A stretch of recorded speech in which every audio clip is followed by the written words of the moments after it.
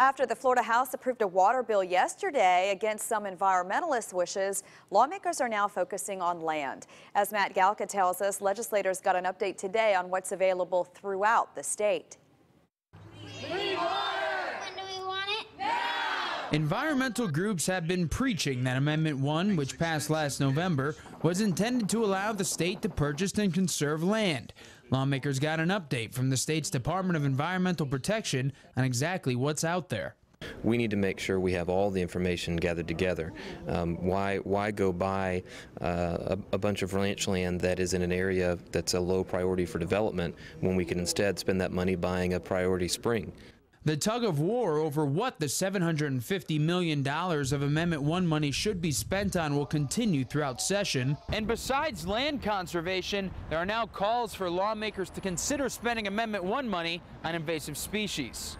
We don't manage the national park.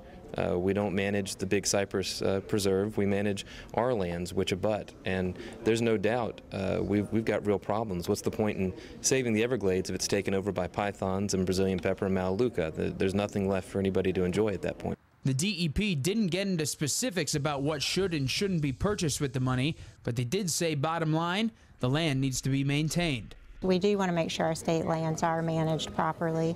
I believe there's still some key parcels that we should acquire as well, but we need to manage our lands and make sure the public has access to those.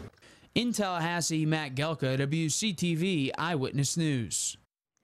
A push from environmentalists urging the state to buy up U.S. sugar lands isn't gaining much traction. The deal would expire at the end of this session if that land is not purchased.